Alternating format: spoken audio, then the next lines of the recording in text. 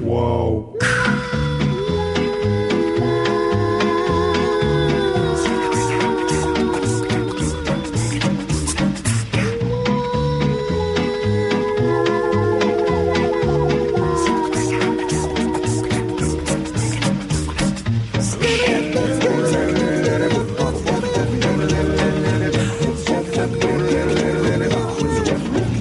Everyone out there in Vacuum Land, this is Joan Isberg-Heron, and you're listening to Character Driven, CHLY 101.7 FM. Welcome to the show.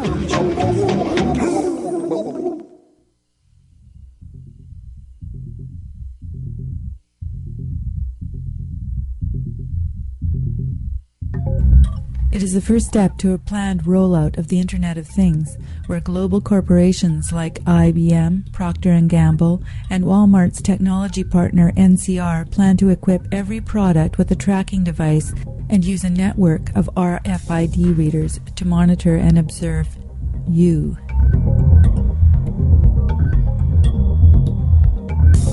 Dr. Katherine Albrecht is the director of CASPIAN, Consumers Against Supermarket Privacy Invasion and Numbering, an organization she founded in 1999 to advocate free market, consumer-based solutions to the problem of retail privacy invasion. Katherine is widely recognized as one of the world's leading experts on consumer privacy. She regularly speaks on the consumer privacy and civil liberties impacts of new technologies. She has testified on RFID technology before the Federal Trade Commission, state legislatures, the European Commission, and the Federal Reserve Bank, and she has given over 1,000 television, radio, and print interviews to news outlets all over the world. Her efforts have been featured on CNN, NPR, the CBS Evening News, Business Week, and the London Times, to name just a few. Wired magazine calls her the Erin Brockovich of RFID. Her success exposing corporate misdeeds has earned her accolades from Advertising Age and Business Week and caused pundits to label her a PR genius. Katherine is co-author of Spy Chips, How Major Corporations Plan to Track Your Every Move with RFID. 2 days prior to its release, Spy Chips flew to the top of the Amazon bestseller charts, hitting number 1 as Mover and Shaker, making its way to the top 10 non-fiction bestsellers list, and spending weeks as a current events bestseller. And the journalistic and privacy communities called it brilliantly written, stunningly powerful, and scathing. In a nod to the book's focus on freedom, Spy Chips was awarded the prestigious Lysander Spooner Award for advancing the literature of liberty and named the best book on liberty for 2005. Katherine is a highly sought-after public speaker, informing audiences across Europe and North America with her well-researched, compelling, and often chilling accounts of how retail surveillance technology threatens our privacy. Katherine graduated magna cum laude with a Bachelor of Science degree in Business Administration with a concentration in international marketing. She holds a doctorate in education from Harvard University with a research focus in consumer education, privacy, and psychology.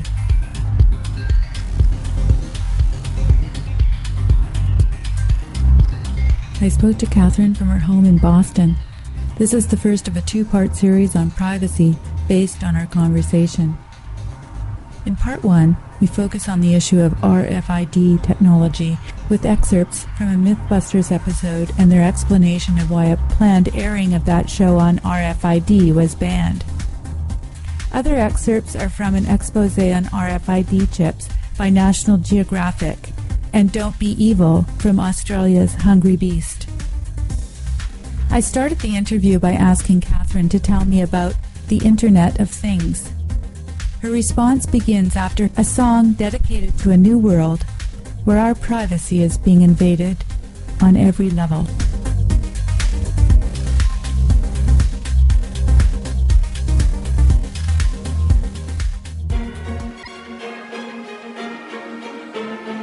Barcodes and numbers and tracking and symbols, implants so tiny they fit into thimbles, tiny spy cameras that watch while I sing. These are a few of my favorite things. RFID tags and GPS trackers, cookies on websites and chips in my crackers, all the surveillance technology brings. These are a few of my favorite things. Big Brother watching to save me from dangers, X-rays at airports and pat-downs by strangers, Homeland Security acting like kings. These are a few of my favorite things. When I'm cornered, when I'm fed up, when I want to flee, I simply remember my favorite things, and then I don't feel so free.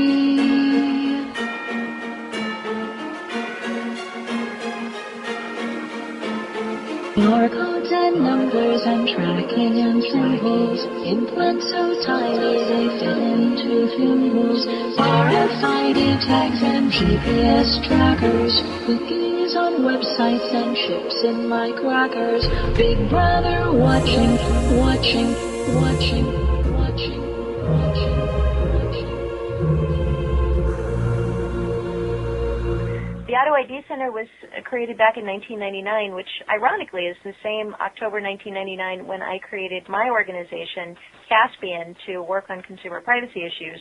While I was doing that, a brand manager for Procter & Gamble named Kevin Ashton was working behind the scenes to create the Auto ID Center. And what he wound up creating was based on this notion that it would be possible to put a tiny radio frequency transmitter onto individual products. In his case, he was a brand manager for lipstick for Procter & Gamble. So the idea was to put a tiny radio transmitter on every lipstick package so that they would be able to better track their inventory, both through the warehouse and the manufacturing plant, out to the distribution center, and ultimately onto the store shelves, and perhaps even beyond that. So he took this kind of crazy idea to take a little radio transmitter and a microchip and place them onto products to the people in charge of Procter & Gamble, which I should point out is the largest consumer product manufacturing company on the globe. So Procter & Gamble would be the place if you wanted to change the way products are manufactured and distributed. Procter & Gamble would be probably the most powerful place you could begin that process. So Kevin Ashton said, wouldn't it be cool if we could take individual items, instead of simply having an internet that links up different computers to one another, we would actually have an internet through which individual objects would each have their own web page and could be linked up to one another. So he coined that phrase as the Internet of Things, the idea being that every physical object on Earth, from jumbo jets to sewing needles, as they put it, would be equipped with a tiny microchip hooked up to a miniature antenna that would be capable of broadcasting a unique ID number or a serial number that would then translate into an identity code that could be used on the Internet to link up information about that physical object. Those radio frequency ID microchips, which we call spy chips, which are called RFID tags or EPC codes, would be essentially replacing the barcode. So the idea that they had was that every physical object on Earth would have this little microchip in addition to or even instead of a barcode, so that as they pass through doorways or as they go onto trucks, as they go into our purses, as they go into our homes, our medicine cabinets and refrigerators, every place that these objects are within range of a reader device, they would be transmitting their presence, transmitting their identity, and through that transmission, they would be linked up to an entire Internet of Things in which all things were tracked all the time. It's a mind-blowing concept if you think about how much the Internet has changed our lives just over the last 2 decades, to then imagine that instead of having information about, the history of Brazil at your fingertips, instead you could have information about the history of that pair of shoes or the history of someone else's aspirin consumption or whatever it might be, and that's really the vision for the Internet of Things. Radio frequency ID is a technology that uses a reader that sends out a signal to a tag, and that tag actually reacts to that reader and sends back information about whatever the tag is on. So an object or mythbuster that you want to identify is stuck with an RFID tag, which contains a microchip and antenna. Then, using radio waves, a reader can remotely detect and retrieve the information on the chip. People are having these implanted in them? Marking pen. Iodine swab. Iodine swab. Syringe. Syringe. The RFID tag to be inserted in Porky the unfortunate pig. So now what we're going to do is we're going to insert the chip. Comes from VeriChip, a company on the cutting edge of these human implants. Searching for chip, and we got it. Hey, we found it. Radio frequency identification, or RFID tags, go by a lot of different names. They can be called near-field communication. People have probably seen them in the access cards that are now used to access a lot of office buildings and dorms and such, where you're holding a card up to a reader to pop the door open instead of using an old-fashioned metal key. RFID, radio frequency ID, is now being used in credit cards. It's being used in cell phones to make automatic payments by simply swiping or waving a cell phone. So we're starting to see it introduced in a lot of places. Young people might be familiar with its use in concert wristbands, which is a use that I think is absolutely appalling, but it's a recent use as of last year, that now an increasing number of concerts have radio frequency identity devices built into wristbands that are issued to people instead of tickets so they can get into the concert. Bonnaroo, I think, was one of the concerts in Tennessee that is either upcoming or just occurred, and then the other one, the big one, is the Coachella Music Festival in California, where 160,000 people had that technology in their wristbands. So let me start by just describing how it works so people understand the technology. It's not complicated. It sounds like rocket science, but when you understand it, it's actually extraordinarily simple. What it is a tiny microchip. It doesn't have to be big like the microchip in your phone or in a computer, because all it has to do is store and transmit a single number. That's all it has to do. So imagine a social security number for things encoded into a microchip. And the microchip now is placed onto an object, and it needs some way to enable the microchip to transmit the number. So on top of that, there is a miniature antenna. And it's not a sticking up antenna like you might see on an old AM radio. It's a flat antenna that looks like a coil of metal, like a racetrack or a maze running around the outside of the microchip. Frequently, the RFID tags are in the form of stickers. They can be as small as postage stamps. Sometimes they're as small as a dime. I've seen much bigger ones that are the size of index cards, but generally there's a sticker of some form or another that's placed onto the item. You can also incorporate the microchip and antenna right into the packaging as the item is being created, but generally these days it's in the form of a sticker that's applied onto it. This tiny microchip and antenna has no power source of its own. That's what's called passive RFID. It's the less expensive kind. It doesn't take a lot of room because you don't need a battery or a power source. And it lies dormant doing absolutely nothing until it gets stimulated by an external energy source in the form of a radio wave. So the way the RFID system is designed to work, and probably the best way to explain this would be inventory management, say at Walmart, where they place these RFID tags onto crates and pallets in Walmart warehouses. And so what they'll do is they'll have a big pallet, and a pallet is the wooden thing that the forklift lifts up that's all wrapped in saran wrap. And so you've got a pallet of stuff that's going into a warehouse with a big RFID sticker on the side of the pallet. As the forklift drives through the doorway is equipped with an RFID reader. And the doorway would be emitting pulses of electromagnetic radiation or electromagnetic energy, similar to what a cell phone emits, kind of in that same family of energy, radio energy, emitting from the doorway, and it's constantly trying to stimulate RFID tags. If there's an RFID tag in the doorway or in range of the doorway, then its antenna will pick up this power source of energy in the air. It will use it to power the microchip to then give back through the antenna its unique ID number. So there's really two pieces to it. You've got the microchip itself, the tag microchip antenna combination, which is called an RFID tag. And then you've got this reader device, which is sending out energy to try to stimulate, wake up, and read the information on the tags. Now, what makes this a little bit worrisome from a privacy standpoint is that the RFID tags, because they're so small and they're flat, they can be easily hidden in products. I've seen examples of them by the major corporations that were part of Kevin Ashton's Auto ID Center, where they hid them between the layers of cardboard, for example, or where they dropped them into the plastic molding of objects as they were being, as the plastic was being poured. So the plastic actually forms around the microchip antenna tag, so you'd never even see that it was in there. And the reader devices to detect the microchips can also be easily hidden. We show in our book Spy Chips patents for RFID reader devices that can be hidden in floors, in ceiling tiles. We talked about companies that were hiding them in picture frames. So you can put the reader device really any place that you can fit a small antenna. And the big picture, I think, from a privacy perspective, is that these reader devices could be secretly hidden, and they can read these RFID microchips because radio waves travel through walls and plastic and paper and leather and fabric and all the things we normally rely on to protect our privacy. If you wanted to read an RFID tag, say, through a wall, and you wanted to know what the person in the next hotel room over was wearing or carrying, you could simply set up an RFID reader device and aim it through the wall and get back the signals of information of all the things that were in there that were responding to you.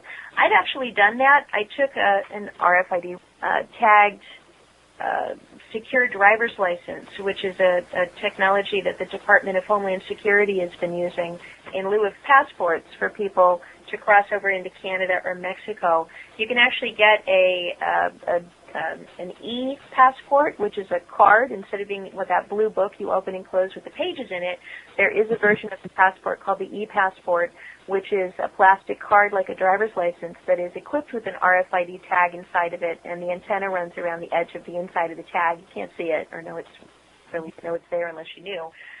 That can be read from a moving car.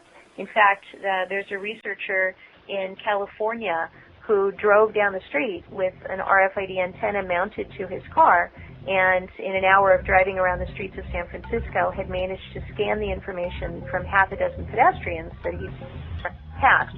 So I borrowed the antenna from him and brought it here to my own home, put it in place in an office, and was able to read an e-passport that was in the next room over, right through the wall.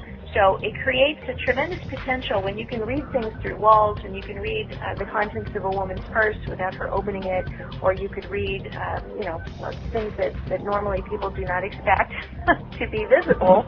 Then it opens up the door to a tremendous amount of privacy invasion. And the case that we lay out in our book, Spy Chips, is that not only do the developers know that this is possible, but they've actually made fairly extensive plans, including formally filed and granted U.S. patents, extensive documentation, white papers, and the like, that they've actually made the plans to exploit the potential for using this technology to track and monitor individuals through the things that they own and carry. Here's what happened. Here's what happened. I'm not sure how much of the story I'm allowed to tell, but I'll tell you what I know.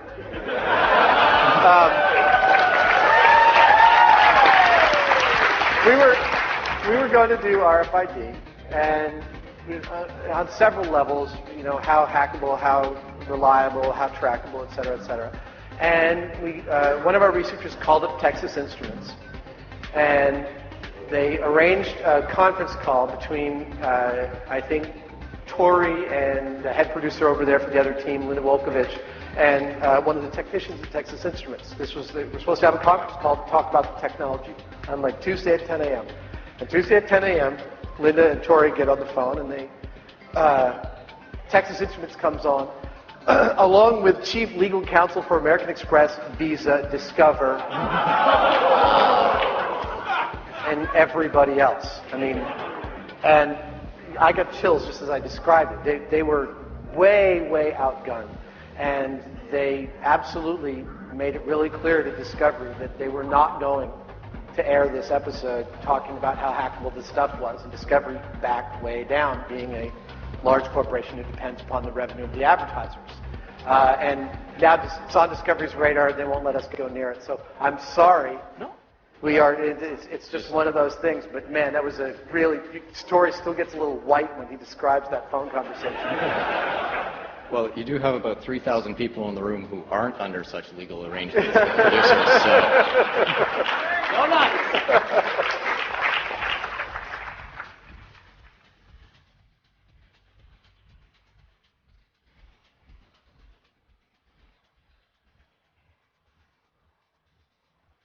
Called an EPC, or electronic product code. And Walmart says it's a sophisticated inventory management tool to track the clothes it sells. But privacy advocates say, unless the customer removes the tag on their own, Walmart could determine the location of your clothes even after you leave the store. It's easy to detect the readers. That's the easy part. We actually tried to get legislation passed in a couple of states that would have required labeling on the readers, so that if you're walking through a doorway that's equipped with an RFID reader, there would be a law in place saying that you had to know that it was there. We've had difficulty because the industry that's creating these technologies has enormous deep pockets. This was created by Procter & Gamble, as I said, the biggest consumer product company on the globe. Walmart was the first to implement it in 2005 and issued a mandate that all their suppliers had to start investing in this technology and using it on their products if they were going to sell to Walmart. Walmart, of course, is the biggest retailer on the globe. You've got just enormous companies working on this, and they have a tremendous amount of clout and influence in the state capitals where we tried to get these bills passed.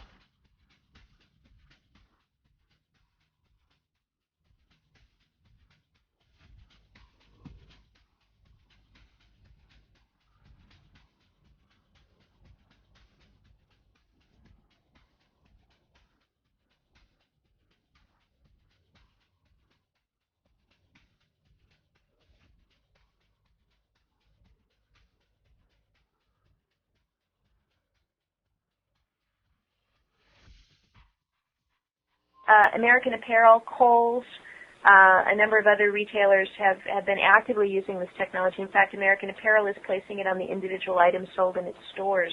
So that's a huge privacy problem right there.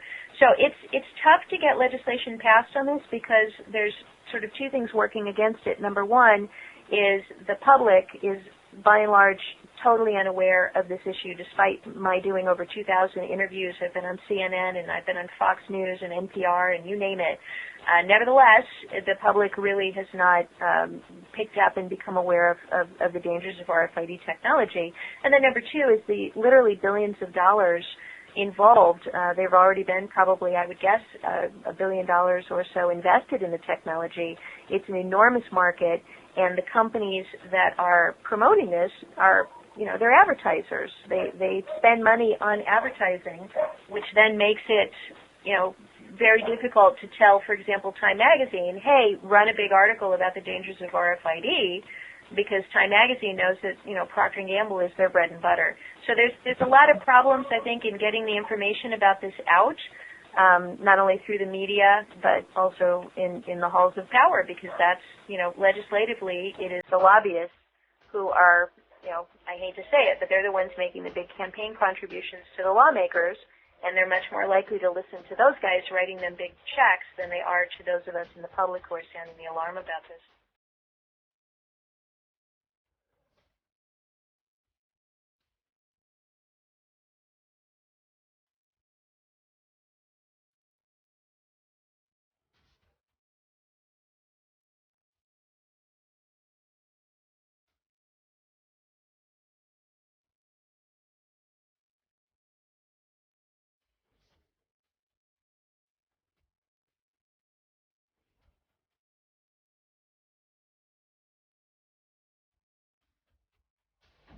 Yeah, it was in 2003 when I discovered the existence of RFID, so I've been at that part of this for, I guess, 8 or 9 years.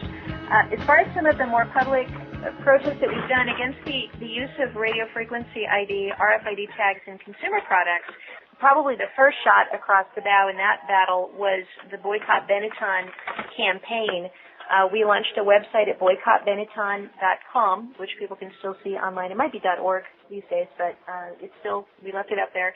Benetton, which claims to sell clothing in over 100 countries around the globe, had made a plan to put hidden RFID tags into their clothing products. And when we looked closer, we discovered that it was the underwear, it was bras and underwear that women would be wearing, meaning that somebody could scan a woman walking down the street and get the serial number and figure out what model and size of underwear she had on. So we launched a campaign saying I'd rather go naked than have clothing with an RFID tag. That's at boycottbenetton.com. And that, I think, was what really launched this issue onto the national stage in 2003 and 2004. We did get Benetton to back away from those plans, and for many, many years they were reluctant to do that at all, which was good news, because I think it kind of woke up the industry to the fact that people were onto the privacy implications of this. We also launched a boycott against Gillette, the razor manufacturer, which you can see at boycottgillette.com. That was because we discovered that Gillette had been working with Walmart to hide RFID tags in razor products, in razor blades and razor products that were being sold in Walmart stores. And what they had done was hide an RFID tag in the razor blades and then activate a hidden camera on the Walmart shelf to closely watch the person who picked up the razor blades without any notice or awareness on the part of the customer that they were buying a spy-chipped item. So when we discovered that, we exposed it, and it was actually kind of an interesting process, because I was in the Walmart store and I took photographs of the whole setup of this, the reader device and the stuff under, the wiring under the shelf and all of that, and provided that documentation to a journalist, actually a newspaper writer for the Brockton Journal, one of the Brockton newspapers in Brockton, Massachusetts, where they were doing the trial. She wrote an article about it, got some comments from Walmart and Gillette, and then after her article ran, they turned around and denied the whole story and said that there had never been they actually tried to get her fired. I felt so bad for this local newspaper reporter who's been working for the paper for years. They actually said she invented the whole story, and they said, well, actually, no, here's the evidence. And when we presented the evidence of the photographs of the shelf, they went, oh, yeah, that shelf. Said, oh, yeah, that shelf, well, we never plugged it in. It's been fascinating watching the industry backpedal and the lies that they tell, and just the enormity of, I don't even know how to even describe my horror as I've seen how these guys have planted this technology and then lied about it after the fact. We also discovered that Walmart had been working in a place called Broken Arrow, Oklahoma, with Procter & Gamble to hide these RFID tags in actual lipsticks. So this actually did happen, where it was hidden in cosmetics, and as women picked up the lipstick from an Oklahoma Walmart store, their live video images were broadcast to a central office in Cincinnati, Ohio, where Procter & Gamble employees or executives could sit in their offices and watch these women picking up the lipstick from the display. So all of these things, I think, just kind of the tip of the iceberg in terms of what the industry ultimately wants to do. I crashed a couple of meetings. You can read my personal story of how I did all of this Erin Brockovich style in the book Spy Chips. But I crashed a couple of meetings and, sat in my suit and smiled and took notes. And in one of these meetings, there was an executive who said, won't it be great when we'll be able to know every time the consumer takes the lid off the toothpaste in their own bathroom? And so that kind of awareness, they're pushing for that now, saying if we can put RFID tags into all of the prescription medication, and by that I mean not in the bottle, but actually in the pill itself, so that you would be swallowing the RFID tag. There are companies that are experimenting with that right now. So you would be essentially surrounded by this technology 24/7. There's been talk of RFID-enabled refrigerators, which tie into the smart grid so that they can transmit information using the power lines, information about when you take the orange juice out or whether your milk is expired, or as we saw in one of the documents from Procter & Gamble, they were saying, won't it be great when the consumer drinks the last can of Coke, and as if by magic, we can start feeding ads for Pepsi onto their television through their cable provider, because we know that they're out of Coke and they're at a decision point ready to purchase something else, and they won't understand or know how it is that we're magically aware what ads to start putting on their television. What it is, mate.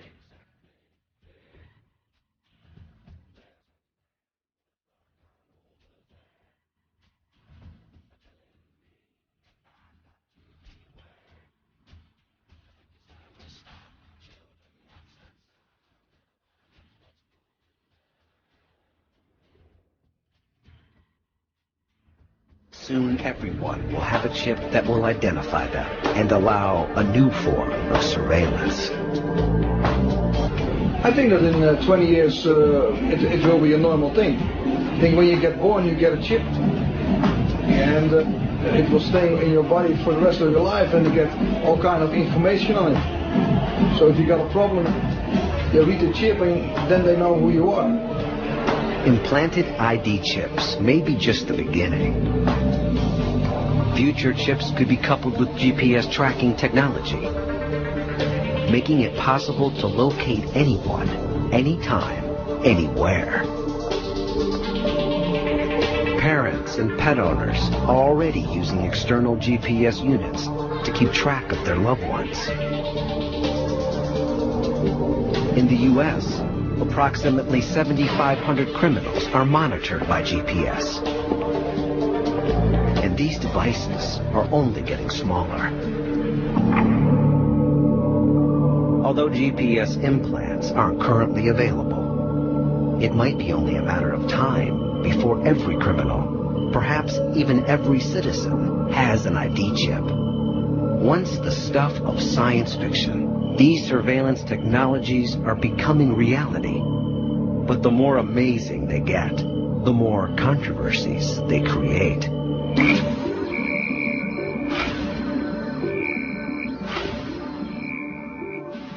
From the RFID issue, I think we're facing challenges for privacy and ultimately freedom on multiple fronts.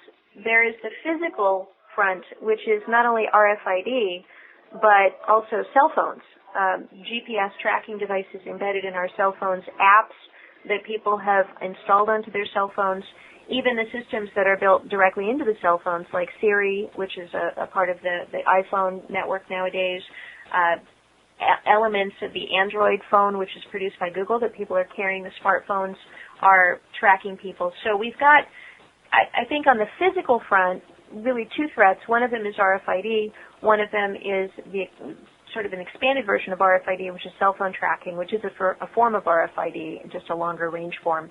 So we've got kind of that RF radio frequency tracking physical piece. And then we've got a whole separate piece, which is the world of information about us.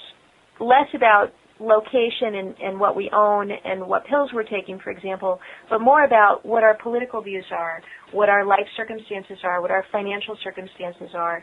And this is all information that we type into the Internet on a daily basis, simply by visiting various websites, but especially through two means that are, I think, enormously privacy invading. You mentioned Facebook, Joni, and I have to say I have less of a problem with Facebook than I do, for example, with major search engines and major email providers. And the reason I say that is because when you go onto Facebook and you post a photograph of yourself drunk at a frat party last night with all your friends, then you actively made the decision to post that photograph. So you know that that photograph is going to be viewed by at least some subset of people. You also know that Facebook will have it because clearly it's up on your Facebook page. And so you have control over that. Now, to the extent that people have privacy issues with Facebook, I have to say shame on you because you're acting like an idiot. Because if you really believe that putting privacy protections on a Facebook page is somehow going to keep that information private, then all you have to do is look at the history of changes in Facebook's privacy policies to recognize that history is going to continue repeating itself.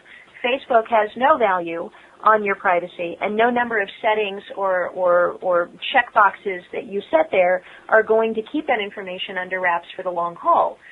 So buyer beware when it comes to Facebook. You know that you're putting information up there. I take the attitude about Facebook that if you would not put it on a billboard, you should not put it on Facebook. If you want a private place to communicate with your best buddies and only the people who were drunk at the party last night should be seeing it, then you need to find some alternative method of doing that. But don't use Facebook, because ultimately that's going to fall in the hands of your mother-in-law, that's going to fall into the hands of your future employer, that's going to fall into the hands of law enforcement if you're ever investigated for anything, even something you didn't do. Don't put it up there if you wouldn't put it on a billboard in the middle of your town. So I think that's just common sense. That's why Facebook's privacy problems, I kind of roll my eyes and say, well, you know, you knew what you were getting into, and you get what you deserve. If you're going on Facebook with private stuff, you know, tough. Don't come crying to me. Where I do get very, very much more upset is in places where people are not aware that they're sharing personal and private information with a large corporation and potentially with the world at large. And the biggest place that occurs is in using search engines. So if you go on to Google and you've got the door shut and the shades drawn because you're going to look up something that's personal and something that's private and you think no one else is around, think again, because Google records every single search that you do, and they put them all into a dossier of information that they keep on every single person who uses the Internet with your name and as much information about you as they can get right at the top of that file. So if you go onto Google and you search for bankruptcy information, or you search for STD symptoms of some sexually transmitted disease, or maybe you're looking up drug counseling for a teenage son or perhaps for yourself, or you're looking up your company's sick leave policy because you've come down with cancer, or looking up, you know, any number of very personal and sensitive issues like that, Google and Bing and Yahoo and all of the major search engines are lying in wait like spiders to capture and pounce on that information and put it into your profile. So when I first discovered this, I was so upset that I didn't even want to use the Internet. I was like, here I've been so worried about what companies might hide in things that I buy, and meanwhile I'm going online to Google every day and putting the whole contents of my brain into this search engine. And it's interesting, and I think it's not a mistake, that when the founders of Google, Sergey Brin and Larry Page, were asked, what do you ultimately envision Google becoming, or, you know, what are your goals for Google? They said for Google to become like the mind of God.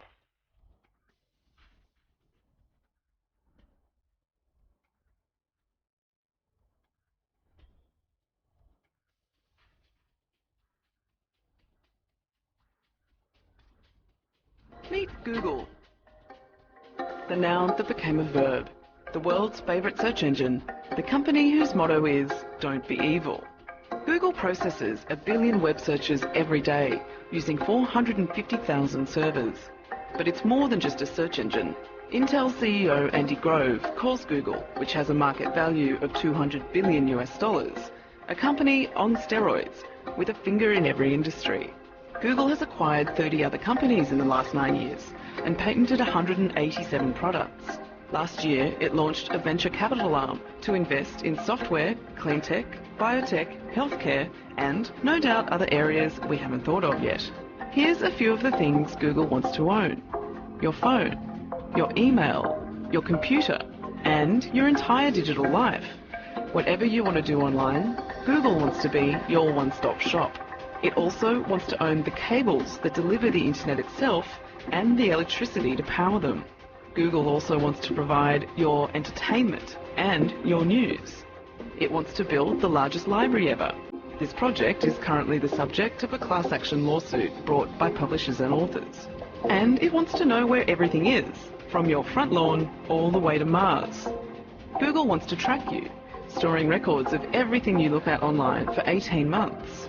It also wants access to your health records and your DNA, with 2 of its early investments in genetic testing companies. Google wants to follow your friendships. Google Maps and Google Earth have been criticised for including photos of naked kids, people vomiting, and leaving sex shops. Google CEO Eric Schmidt said of privacy concerns, "If you have something you don't want anyone to know, maybe you shouldn't be doing it in the first place." Why does Google want to know so much about you? As Schmidt says, we are in the advertising business. 97% of its revenue comes from ads. Google wants to know who you are, where you are, and what you like, so it can target ads at you. Google. Building an empire on your street, on your phone, in your DNA. Trying very hard not to be evil.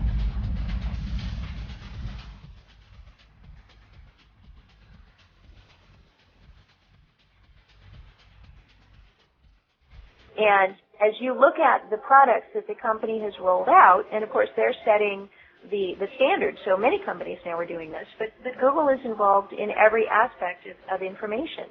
They have photographs of the front of people's homes through their Street View program. They have satellite images of people's property through their Google satellite mapping program. They have now taken virtually every book ever published, including my own book, Spy Chips, and digitized it and put it into their vast library of information. They are amassing and collecting information on every aspect of our individual lives. One of the Google founders married a woman who runs a company called 23andMe, which is actually chromosomes, looking at the DNA information for each individual person. Google wanted to be the company to handle the electronic medical records that would be part of the Obamacare rollout. Google is involved in the smart grid, managing the information that your appliances will be sending, letting them know when you're home and how many loads of laundry you did last week or how many pieces of toast you toasted. So Google really has been making good on their desire to become like the mind of God. And the key place that they receive information about us is not from all of these, websites that we visit and all these other things that I was talking about. The key place that they get information about us is because we feed it to them on a daily basis. So every time you log on to Google.com and you go into their search engine, the best way to envision it, we like to think of a search engine as this helpful library that just gives us answers. This sort of helpful tool. But Google does not envision their search engine in that way. They envision their search engine as a lure, as bait, in order to bring people in so that people will provide their innermost thoughts, their deepest secrets, their current concerns and worries, all of the aspects of their lives that we type into the search engine. And whenever people say, well, how can you rag on Google or Yahoo or Bing? All of their services are free. They've got free email. They've got free search, and it's really great, and it's all free. And I say, when was the last time a multi-billion-dollar multinational corporation gave you all of its products for free? And I usually pause for a moment and let that sink in. And then I say, the products are not free because they're not the products. You are the product. And all those bells and whistles are bait to bring the product on board. What we see are companies that have to do with tracking and managing data. Okay, some of the biggest companies like Axiom and Experian have data about virtually everybody, at least in the United States. You could literally, if you go to the Axiom catalog, which you can find online, you can see that they sell enormous amounts of information about us, sometimes actual with names. So you can find out what kinds of health aspects people search for. You can find out what kind of houses people have, or what kind of financial activities they do, what kind of psychographic profiles they have, what vacations they take.